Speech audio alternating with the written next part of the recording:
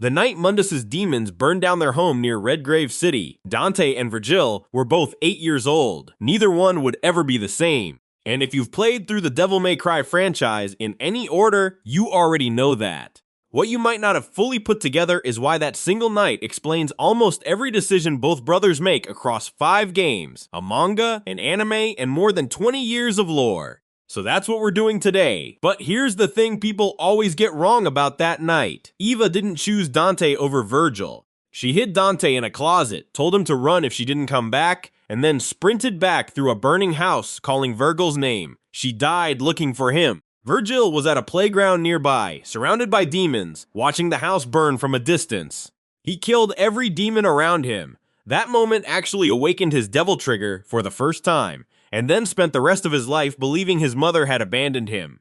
He was wrong, but the damage was already done. Dante would grow up grieving. Vergil would grow up building walls. From the same fire, 2 completely different people. Before we can understand what Dante and Vergil became, we have to understand what they were born into. Their father was Sparda, the legendary Dark Knight, a demon lord who, millennia before the events of any DMC game, looked at the Demon King Mundus's plans to conquer humanity and decided that wasn't going to happen. He betrayed his entire kind. He sealed the demon world using his sword, his blood, and a mystic amulet split into 2 halves, effectively cutting off the demon realm from the human world at the cost of most of his own power. He didn't stop there. He lived among humans for centuries, reigned as a feudal lord, helped shape the human world in ways that went mostly unacknowledged, and eventually fell in love with a woman named Eva. Their twin sons were born from that union, Vergil, then Dante, both half demon and half human, both heirs to a father whose story was already the stuff of legend before they were old enough to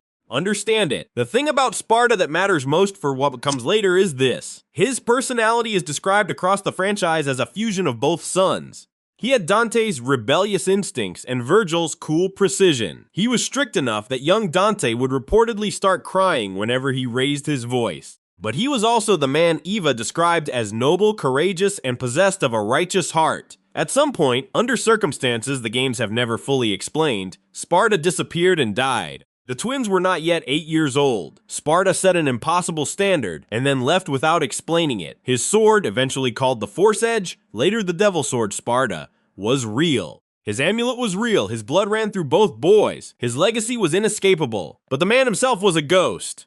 And ghost fathers have a way of becoming whatever their children need them to be, or whatever their children fear they are. Vergil is the older twin, and across the Devil May Cry franchise, he's almost always framed as the villain. But that framing misses the point entirely.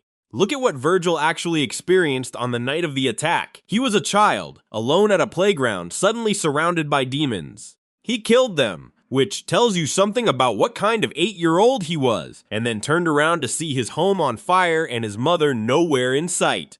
What he concluded from that at 8 years old was that his human emotions had made him weak, that his human side had left him vulnerable, and that if he had been stronger, none of this would have happened.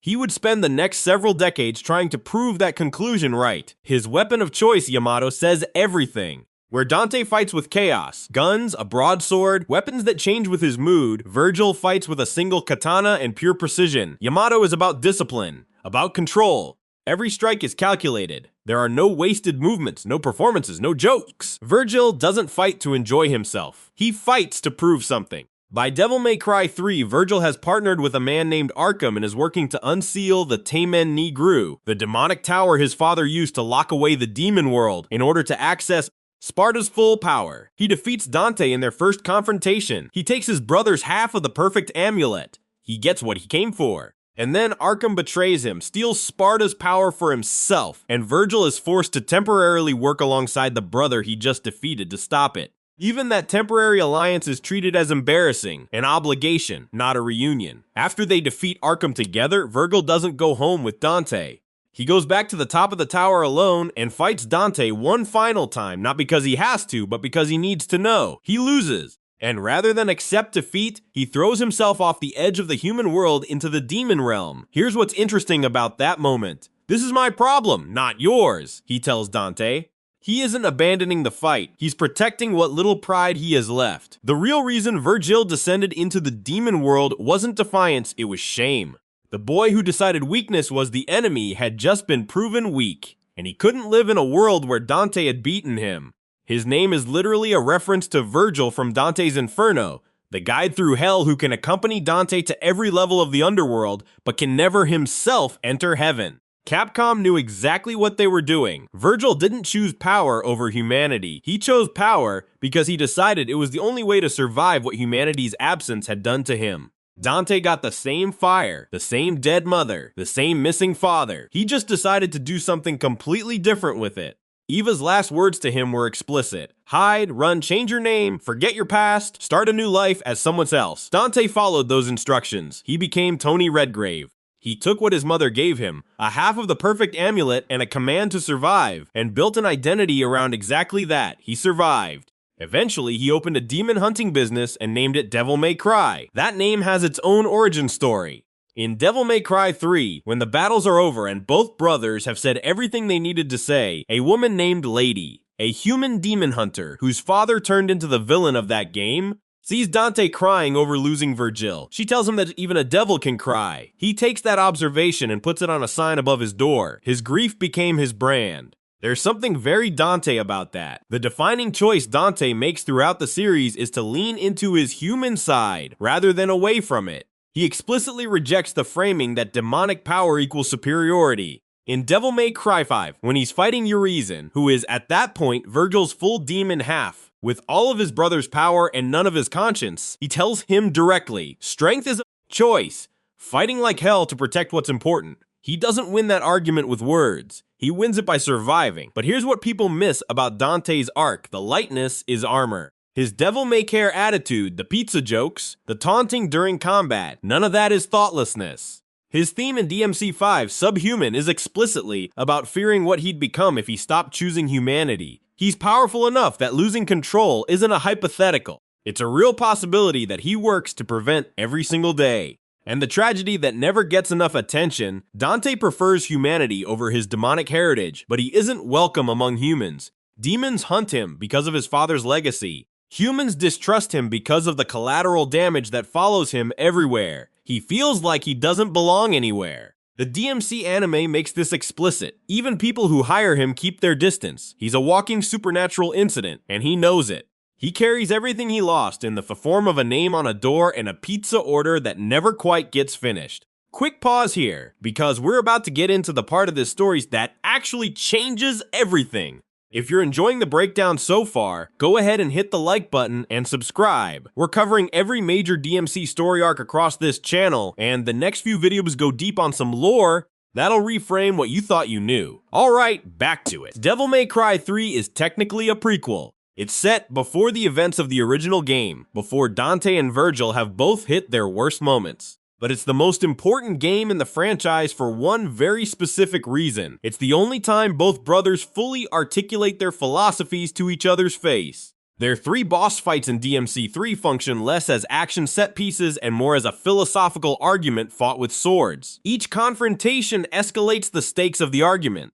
Vergil's position, power is the only thing that matters. Without it, you cannot protect anything, let alone yourself. Dante's counter position, strength is a choice, and choosing who to fight for is what makes that strength real. Vergil's weapon in this argument is Yamato, a katana that represents discipline, control, and the surgical removal of everything unnecessary. Yamato doesn't entertain, it doesn't adapt, it executes. Vergil uses it with the precision of someone who has decided that emotion is inefficiency. Dante's weapon is rebellion, a broadsword with a skeletal design that his father left him. Where Yamato is clean, rebellion is rough. Where Yamato whispers, rebellion shouts. In DMC5, rebellion literally merges with Dante's soul and transforms into the Devil Sword Dante, a weapon that is Dante himself, externalized. The distinction is everything. Vergil fights with his father's legacy. Dante becomes his own. The 3 fights between them in DMC3 end with Dante winning the final one. Vergil's response, throwing himself into the demon world rather than accepting a victory for his brother's worldview, is the most revealing moment in his entire character arc.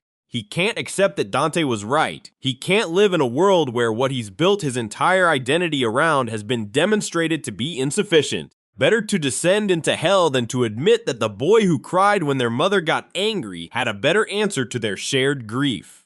They said everything they needed to say to each other in that tower. Neither of them was listening. And the name Devil May Cry, the name Dante puts on his door after all of this, after the grief and the fights and the loss, is the franchise's thesis statement delivered early. Even a devil can cry. Even the sons of Sparta aren't beyond grief. The only question is what you do with it. Vergil's whole life was built around never being controlled again. So naturally, he ended up completely controlled. After falling into the demon world at the end of Devil May Cry 3, Vergil encountered the demon king Mundus, the same being whose forces killed Eva, whose vengeance against Sparta's legacy launched the entire story. Vergil fought him and lost.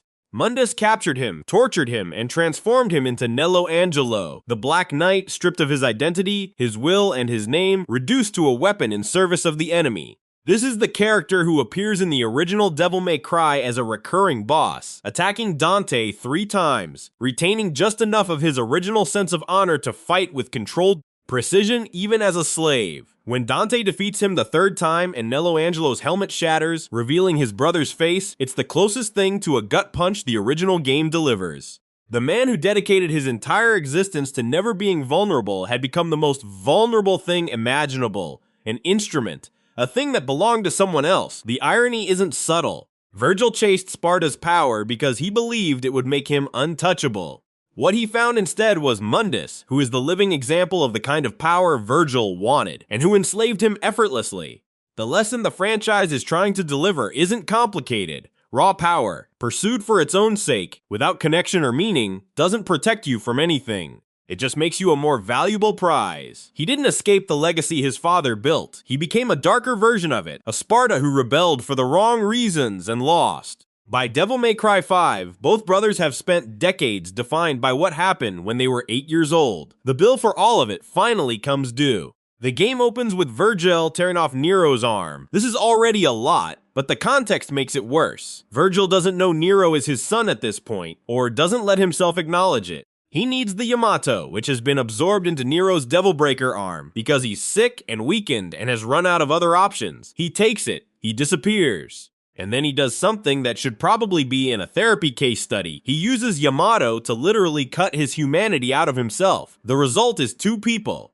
Urizen is Vergil's pure demon half, immensely powerful, completely remorseless, growing a demonic tree called the Cliffoth in the middle of Redgrave City to consume human life and become strong enough to take over the underworld. He achieves almost everything he set out to achieve. He eats the Cliffoth's fruit and becomes a demon king level entity, and he's still not satisfied. Because Urizen was never what Vergil actually wanted. V is Vergil's pure human half, frail, poetic, dying slowly, unable to fight without the deity summons to fight for him. He wanders through the story reading William Blake's poetry, the same poetry Vergil loved as a child, and processing decades of suppressed guilt through the eyes of someone who can no longer look away from it. V is everything Vergil buried. Urizen is everything he amplified. The resolution of DMC5 requires V to remerge with Urizen, to reconstitute Vergil as a whole person, with both his humanity and his demon nature integrated rather than at war. And the moment that happens, Vergil is immediately recognizable as himself again. Not Nello Angelo, not Urizen, not the cold, philosophy-spouting antagonist of DMC3. Just Vergil, tired, reunited, and for the first time in 20 years, not at war with himself. Nero stops both brothers from fighting to the death. The deal he offers Vergil is simple. If Nero can beat him, Vergil will stop and help seal the underworld. Nero wins. And then Dante and Vergil do something that would have been unimaginable at any earlier point in the series. They go into the demon world together, voluntarily, to seal the portal from the inside, protecting the world, together, the way their father did. The only way they could stop the demon world from consuming the human world was to go be demons together, which is honestly very on brand for these two. Vergil's battle theme in Devil May Cry 5 Special Edition is called Bury the Light. The title alone is a summary of his entire arc, the attempt to bury the light of his humanity, to extinguish the thing that hurt him, to become pure darkness and pure strength. The first verse is explicit about it. The narrator's is condemned, falling weak, summoning the strength of mayhem. It's not a victory anthem. It's a description of someone trying very hard not to feel things. But the chorus shifts. I am the reclaimer of my name, born in flames, I have been blessed, my family crest is a demon of death. For the first time in the franchise, Vergil is calling his lineage as a blessing, not a burden. He's not running from Sparta's legacy or trying to dominate it. He's claiming it. The song ends with him choosing to stay, not because he has to, but because this is who he is. Casey Edwards, the composer, confirmed that the song is about Vergil's struggle from childhood to finally reuniting as himself, acknowledging that his humanity is a part of him, not a weakness to be purged. It's the musical version of the same argument Dante made in that tower in DMC 3, and this time Vergil hears it. The franchise's answer to the question in this video's title is not a simple yes or no. Dante and Vergil never escaped the violence that created them. Mundus's demons will keep coming. The Qliphoth was real. The scars of Redgrave City don't disappear just because the brothers finally talked. Dante is still a demon hunter for hire who can't sit through a pizza dinner without something trying to kill him. Vergil is still in the demon world, sparring with his brother, surrounded by enemies, unable to fully re-enter the human world he was chased out of. But the question isn't really about escape. It's about whether the thing that hurt you gets to be the thing that defines you forever. And on that question, DMC5 has a very clear answer. Vergil reuniting his human and demon halves is the franchise saying, you cannot cut out the parts of yourself that were formed in pain. You can only integrate them.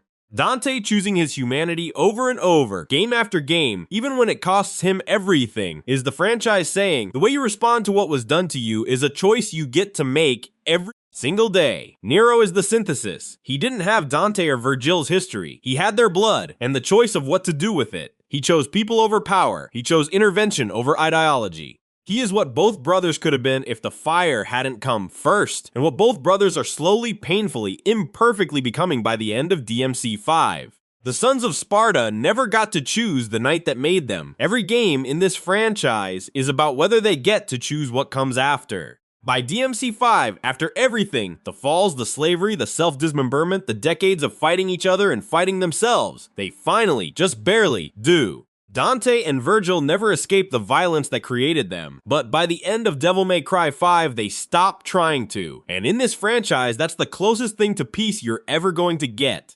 Now that you know the full story of what Dante and Vergil are actually fighting, and what they're fighting against, there's a lot more to dig into on this channel. We've got a complete breakdown of how every Devil May Cry game fits into the timeline, which matters a lot more than you'd think considering the series wasn't released in chronological order. And if you want to understand what Nero inherits from all of this, and why his arc in DMC 5 hits so differently once you know his father's full story, that video is up next. The Netflix animated series that dropped on April 3, 2025 from creator Adi Shankar and Studio Mir is bringing a whole new generation into this story. And the central tension is the same with some it's always been. Who are you when everything you are was built in response to something you didn't choose? Subscribe if you want to keep going, because there's a lot more story left.